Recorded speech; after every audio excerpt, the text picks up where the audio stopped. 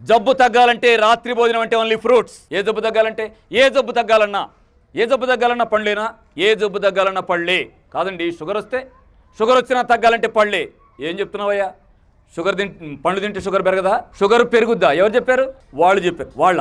వాళ్ళు ఎవరండి? వాళ్ళు చెప్పారని నువ్వు అనేట్టయితే పండ్లు తింటాం మానేయి, వాళ్ళ షాపుకి వెళ్ళి బఠానీలు కొన్నట్టు, శనగపప్పు కొన్నట్టు టాబ్లెట్ కొనుక్కో. పొద్దున ఒకటి, మధ్యాహ్నం ఒకటి, సాయంత్రం ఒకటి, చచ్చిపోయేదాకా తిను. ఎదురుగా రెండే ఉన్నాయి. పళ్ళు తింటావా 3 నెలల్లో షుగర్ పోతుంది, టాబ్లెట్ తింటావా జీవితాంతం తగ్గదు. రేపు చచ్చిపోతాను నేను. ఇవాళ టాబ్లెట్ వేయటం మానేస్తారా మీరు?